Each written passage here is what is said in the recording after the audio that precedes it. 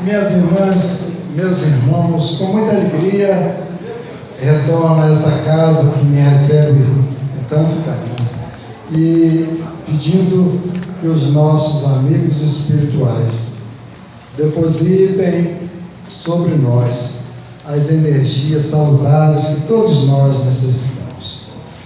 Nós trouxemos para a nossa meditação nessa tarde o título Tua Hora de Humildade. É do capítulo 8, O Sol nas Almas. É psicografia de Valdo Vieira. O autor é André Luiz. Nós, quando ouvimos o termo humildade, muitos de nós têm uma certa repulsa, embora exteriorize algo que no íntimo ele não é humilde.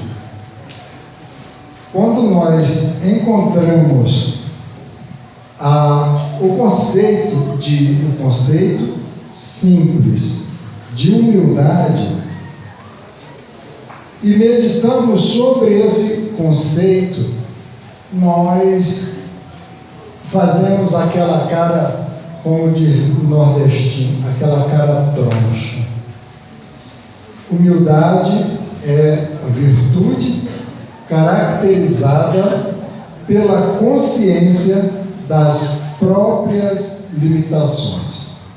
Isso, de imediato, vai contra o princípio que se chama orgulho.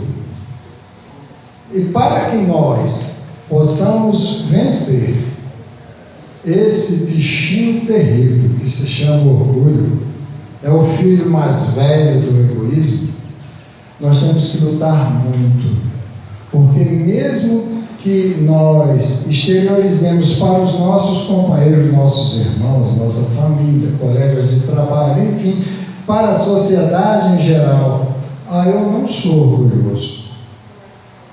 Isso já é uma demonstração de orgulho. Então, a humildade, como nós acabamos de perceber, é a negação do orgulho. Quem é que deve trabalhar com humildade? Aquele irmão que já possui consciência das próprias limitações. Não é modéstia, não é subserviência, não é, entre aspas, capacho. Humildade nós encontramos na pessoa que reconhece em si mesma a sua limitação, aquilo que ele ainda não conquistou. Não significa dizer que os espíritos que estão no topo da escala evolutiva não sejam humildes, pelo contrário, eles são os exemplos de humildade para todos nós. Então, com frequência, nós nos vemos diante de oportunidade para mostrar o que nós somos. É no meio da sociedade que o homem manifesta as suas qualidades. Onde ele consegue essas qualidades? Eu escutei família. É no seio familiar que o homem conhece as primeiras noções de humildade. Ele precisa retirar dali tudo que ele precisa para levar ao seu ambiente de atividade, seja no trabalho, seja na escola, na sua comunidade em geral, seu grupinho esportivo. Se ele não tiver esse atributo, nós teremos muita dificuldade. Então, do grande ao pequeno, precisa ter humildade. Como disse antes, humildade é virtude.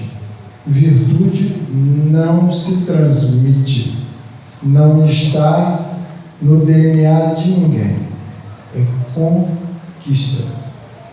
Cada um de nós deve fazer o seu esforço pessoal para fazer as conquistas das virtudes que vão nos elevar, vão nos fazer nos aproximar do nosso amoroso Pai. Então, quando nós verificamos que ainda não aceitamos uma palavra, vamos chamar, pouco ríspida de alguém, significa que a nossa humildade ainda está deixando a desejar. Nós aprendemos no capítulo 9, versículo 10 a 12. Jesus estava entre pessoas fazendo o seu trabalho. E olha só como diz o capítulo 9, versículo 10 a 12. Estando Jesus à mesa em casa de um homem, esse homem era Levi, depois tomou o nome Mateus. Vieram aí ter muitos publicanos, gente de má vida, que se puseram à mesa com Jesus e seus discípulos.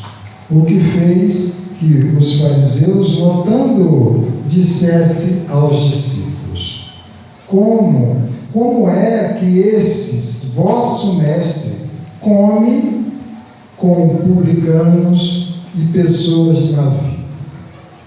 Jesus percebeu a colocação e responde: não são os que gozam de saúde que precisam de médico.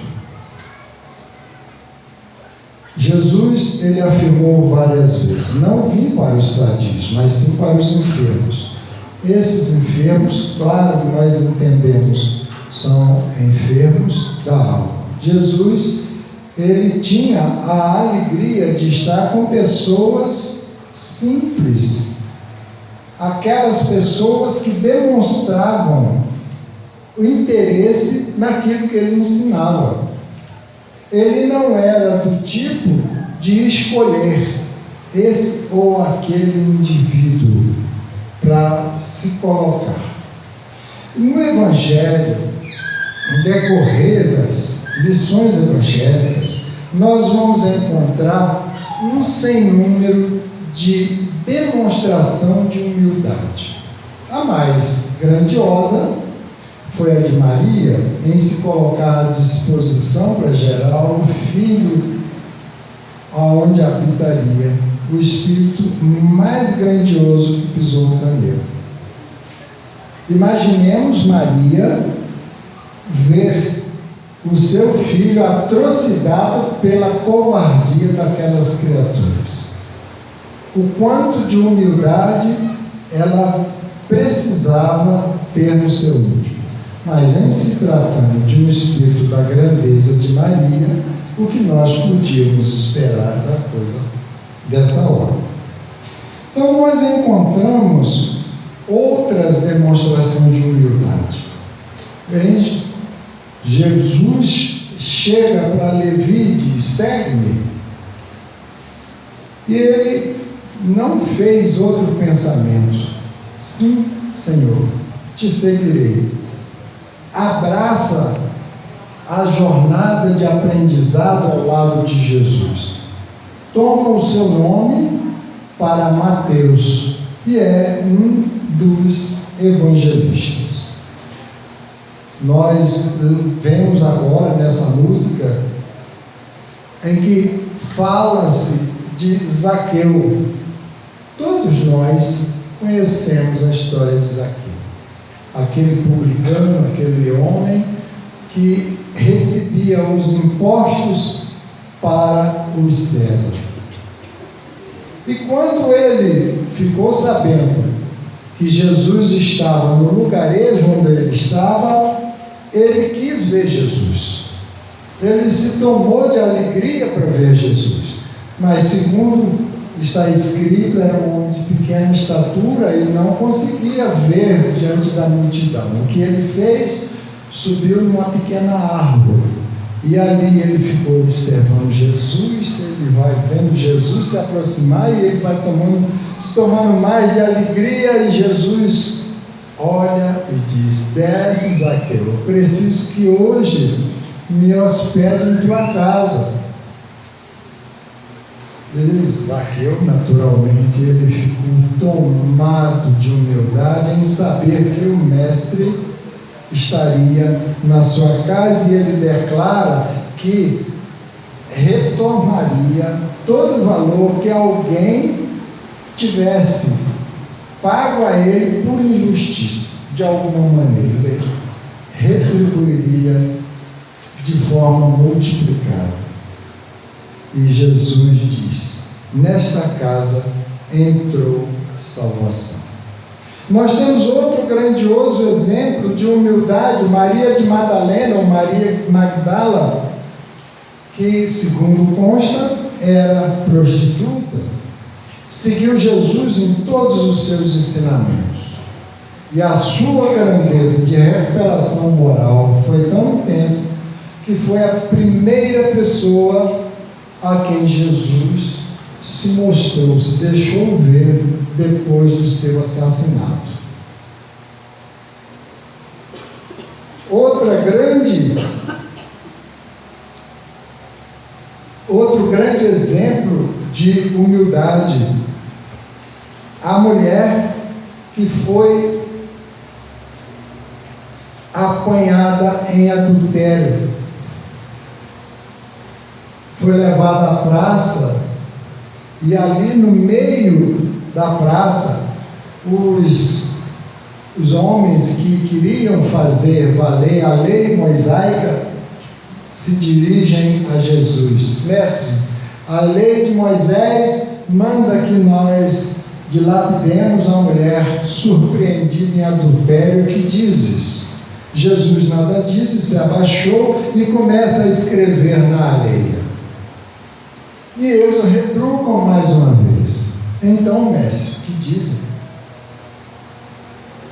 Ele olha simplesmente e responde: atire a primeira pedra quem se encontrar sem pecado. E era o que ele esperava mesmo, e foram saindo aqueles homens, começando pelos mais idosos, que têm mais pecado, até os mais jovens. E ele tem mais pecado que ele, não viveu mais, né? Imagina, eu estou vendo aqui um garotão desse, imagina eu, né? Quanto entendi, coisa errada.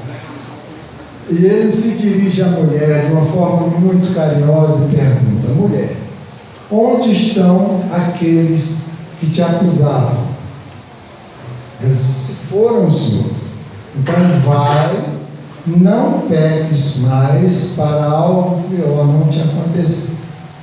E segundo consta, a Amélia Rodrigues quem conta, essa mulher se dedica por inteiro ao trabalho assistencial na Casa do Caminho, mostrando o valor da palavra do Cristo, mostrando o valor dos ensinamentos de Jesus. Outro grande exemplo de humildade que consta nos evangelhos, o centurião. O centurião, todos sabemos, aquele grande soldado dos Césares, e ele se dirige a Jesus: mestre, meu servo está muito enfermo, salva. Jesus se levanta, quando ele ia dar um passo, ele disse: não, mestre, eu não sou digno que entres na minha casa, mas diga apenas uma palavra, meu servo ficará curado. E Jesus responde: toda a casa de Israel não vi tamanha fé. Vai, teu servo está curado. Outro grande exemplo de humildade aqui, todos nós podemos fazer muito esforço para imitar. Saulo de Tarso, doutor da lei, perseguidor ferrenho dos cristãos, dos primeiros cristãos, ele saiu com a incumbência de destruir em Damasco um núcleo cristão. E durante o trajeto, ele é visitado pela imagem luminosa de Jesus e ele cai por terra. E ele ouve a pergunta: Saulo, Saulo, por que me persegues? E Saulo apenas para um pouco, apenas para um pouco e diz para Jesus: Senhor, Senhor, que queres que eu faça? E todos nós sabemos da grandeza do trabalho de Saulo, que depois tomou o nome de Paulo, fez em nome do cristianismo. Ele divulgou de maneira brilhante o trabalho, a mensagem de Jesus. Falava dos seus exemplos e, utilizando o conhecimento que já possuía, colocava aquelas criaturas num sistema de aprendizado e favoreceria o engrandecimento dessas pessoas. E assim nós vamos encontrar outro tanto de lições e informações a respeito da humildade. Com relação às pessoas que se dizem: eu sou muito pecador, eu já cometi muitos erros, eu não tenho condições de seguir uma doutrina séria como essa do Espiritismo. Mas se nós formos observar no que está escrito, Deus não quer a morte do sofredor, do pecador, mas sim que ele mude e se salve. Essa é a linguagem bíblica.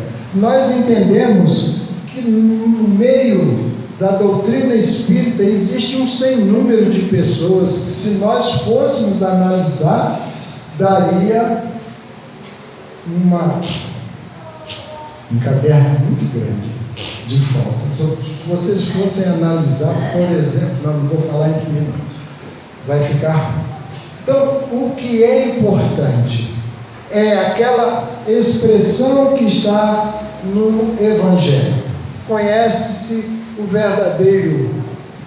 Eu vou usar as minhas palavras para facilitar o entendimento. Conhece o verdadeiro cristão espírita pela sua modificação e o esforço que emprega para domar as suas intenções errôneas. Isso significa que o nosso mestre querido, ele não quer ninguém pronto.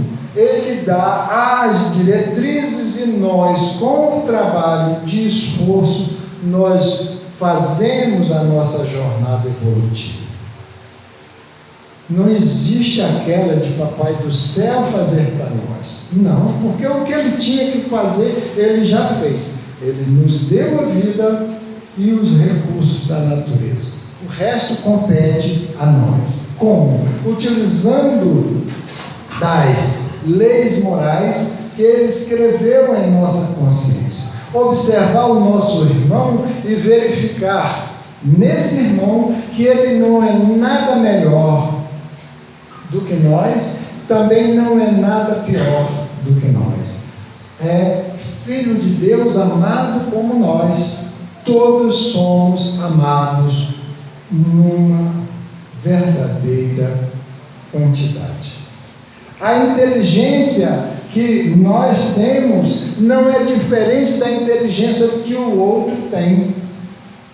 Pode haver divergência do desenvolvimento, mas Deus não nos fez mais inteligente ou menos inteligente. Tudo passa pelo amor divino.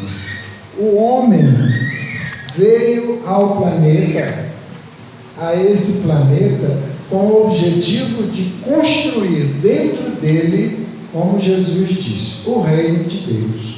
Aonde nós estivermos, Deus está conosco. Olhando no espelho, nós podemos ver a mais grandiosa obra de Deus. Nós.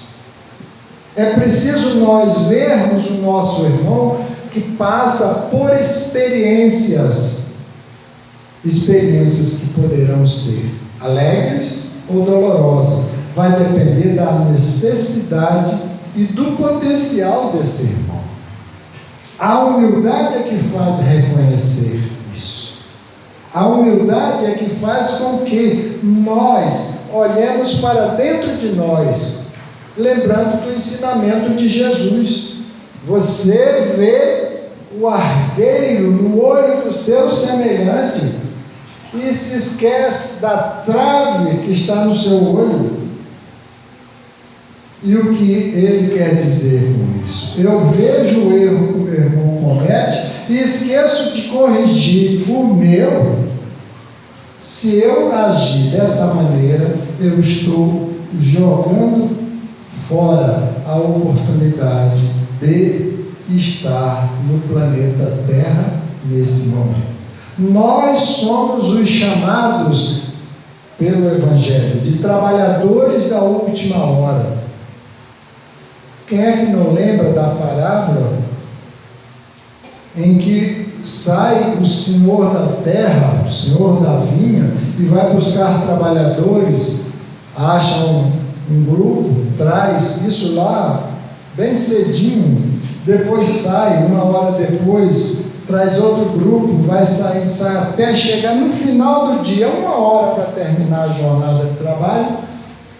Aqueles recebem o mesmo salário do que chegou primeiro. E vem a bronca. Opa, esse cara, isso aí é contra os direitos humanos? Esse cara trabalhou 1 hora, recebeu a mesma coisa que eu trabalhei? Não é justo. E vem a lição. É só consultar as parábolas do Cristo, para informar que nós já passamos por outras jornadas. Nós estamos aqui hoje com o objetivo de restaurar aquilo que nós recebemos e mandamos fora para o lixo, não demos o valor necessário. Então, divulgar o Evangelho de Jesus não é sair fazendo palestras.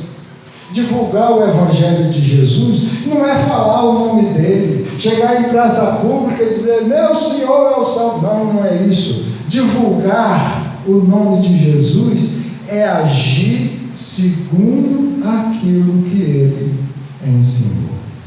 Ama seu próximo como a si mesmo. Quem é que não lembra da parábola do samaritano? Quando ele foi perguntado, o que devo fazer para ganhar a vida eterna? E o Jesus, já entendendo o propósito da pergunta, ele fala para aquele que interpelava, o que está escrito na lei? Amarás o teu próximo, não, amarás o teu Deus com toda a tua força, com todo o teu coração, com todo o teu entendimento. E Jesus disse, ama o próximo como a ti mesmo. Eis aí toda a lei e os profetas. Diz, mas quem é meu próximo? É o cara que está juntinho de mim? Aí ele conta a parábola, a história do indivíduo que foi assaltado. Aliás, não foi no Brasil não, gente. Foi não. Foi lá na época de Jesus, tá? Ele foi assaltado e passou o levita, passou o sacerdote, não deram atenção para aquele homem ferido na margem da estrada. E veio o samaritano. Por que o samaritano Jesus escolheu? Porque eles eram bem eram odiados, vamos chamar assim, pelos judeus. Os tinham totalmente, divergências totais nos seus procedimentos. E o samaritano vai lá, pensa as feridas, ajusta o homem no seu cavalo, leva para a estalagem e diz para o dono da estalagem: faz com ele tudo que é necessário. Aqui tem 2 dinheiros. Se necessário, quando eu voltar, eu pagarei o restante. E Jesus pergunta para aquele que estava interpelando: quem é o próximo desse irmão? Aquele que usou de piedade com ele, Senhor. Então faça isso. E é necessário nós divulgarmos o Jesus que nós entendemos. Aquele que nos estende a mão e diz: vinde a mim todos que encontram em dificuldades, que eu vou aliviar a dificuldade de vocês. Ele olha, vou aliviar. Mas ele manda que aprenda o que ele ensinou, aprenda o que ele disse, aprenda como ele fez, para merecer a atenção dos companheiros espirituais. Uma coisa que nós diuturnamente encontramos nos livros: jamais estamos sozinhos. Agora, essa companhia depende da qualidade do que pensamos. Eu posso estar com espíritos bons se eu pensar bem. Eu posso estar com aqueles que desejam a minha queda se eu pensar de forma incoerente com as coisas nobres. E aí, vivendo a lição de Jesus, ele diz: orai, vigiai, orai, para não venhas cair em tentação. Ou seja, faz a tua parte, que o céu te ajudará. Ninguém vai chegar e o mentor vai dizer: meu amigo, eu vou resolver todos os seus problemas. Ele diz: cuide de orar, fazer o bem, frequentar ambientes nobres, ter companhias sensatas, vá ao centro, toma água frutificada, ouça as palestras, comprove as palestras com os evangelhos, faça a sua parte. Nenhum de nós, repetindo, está esquecido. Nenhum de nós, por mais errado que tenha o seu procedimento, nós jamais somos deixados à margem do caminho. Mas o que Deus espera de nós, que nós acordemos para a verdade e mudemos o nosso comportamento. Então é fazer o bem pelo bem, de maneira que outras pessoas nem saibam. No momento em que nós nos dedicarmos a nós mesmos, fazendo aquele trabalho de reforma interior, nós vamos ver no nosso semelhante alguém que merece o nosso cuidado. Por que a gente ouve em algumas casas: puxa, está faltando trabalhador para essa ou aquela atividade? Coitado desses trabalhadores que não aproveitam a oportunidade. Não é a casa que precisa de trabalhador, é o trabalhador que precisa da casa, para que os seus compromissos que ele assinou lá na espiritualidade possam ser cumpridos. A nossa vida é um manancial de oportunidades. Se desprezarmos essas oportunidades, haveremos de prestar contas à nossa consciência. Foi dado a você os talentos. O que é que você fez dos talentos? Eu enterrei, Senhor. Tá bom. Então tira dele e dá para quem tem. Bom, meus irmãos, está no meu horário, aliás, passando do meu horário. Eu agradeço a oportunidade, rogo a Jesus que nos envolva, que nós sejamos capazes de colocar em prática aquilo que Ele nos ensinou. Muita paz a todos.